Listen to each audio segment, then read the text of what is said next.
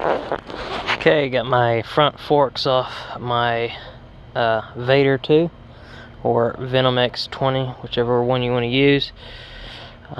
Basically, they're a little bit different than standard forks.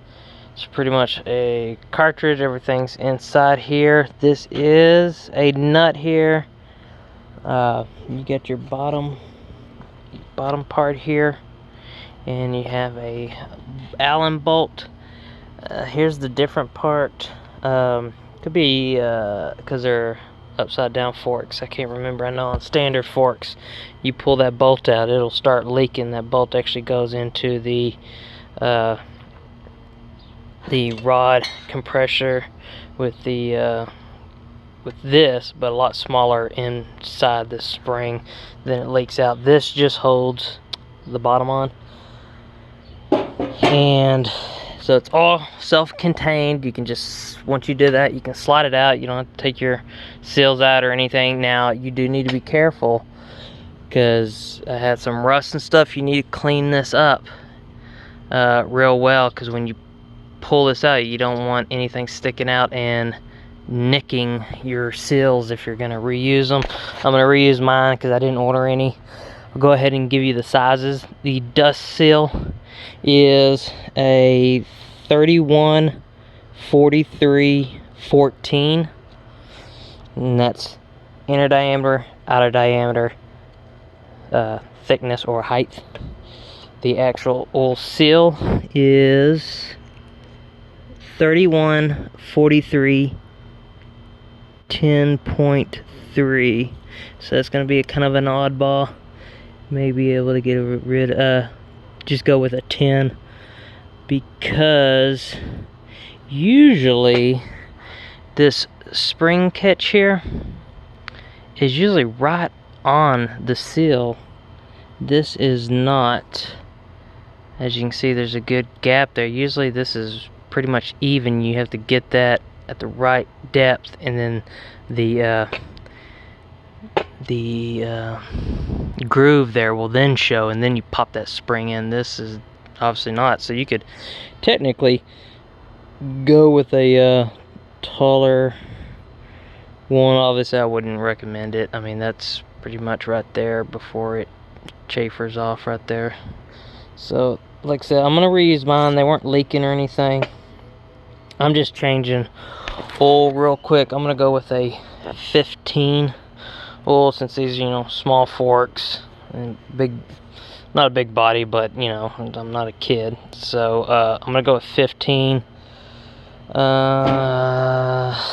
This is still good. Teflon looks good.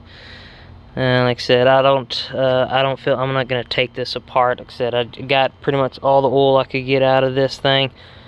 It makes a mess, so be prepared. What I did was like I said, I took the bottom part off, unscrewed the cap, pulled it up, dumped out what I could, and then you just want to easily kind of compress that a little. Don't do it too hard or it'll squirt out at you.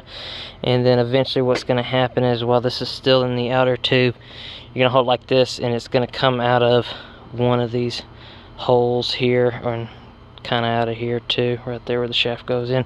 This is a real nice thick shaft here. I'm surprised. I would have thought it would be a little bit smaller in diameter. I'm pretty sure if I took this apart, you probably could change the springs out. You just have to find out what the hell kind of springs it uses. I'm pretty sure the Grom uses a different setup. But like I said, if you just use this, see, it takes a really big Allen key to get this out. I would recommend using one of these to clamp it down, hold it, and probably be best to get an impact, so you could just pop it real quick, and that should break the stiffness. Or if they used any thread locker, of course, always be careful. You don't want to strip that out, then you're SOL.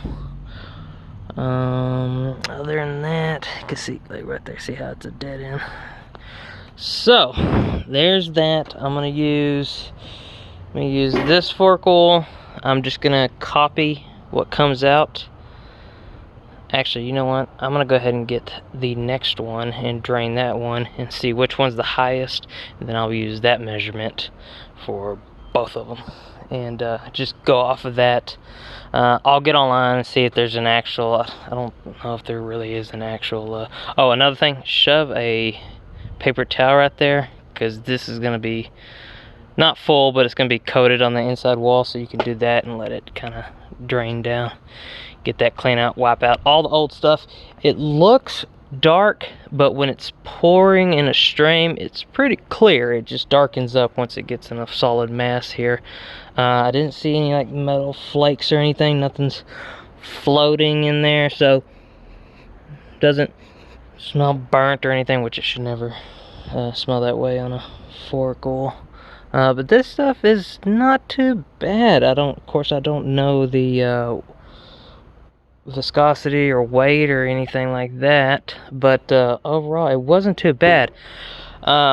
Compression wise, it was pretty good. I just noticed on the front end, if I pushed in and come back up, it would stop, and then if I pulled the handlebars up, then it'd pop up more, so it had kind of like a spot where it was just kind of catching, and then it'd pop back up. So I have to look at it. I can't remember if that's not enough fork oil or just the springs or whatever. I don't know. Like I said, let me get the other one. I'll drain that one. I'll measure both of them. That may add about a quarter inch more or something, and or just go off of maybe Grom milliliters and see what that calls for, and see what happens there.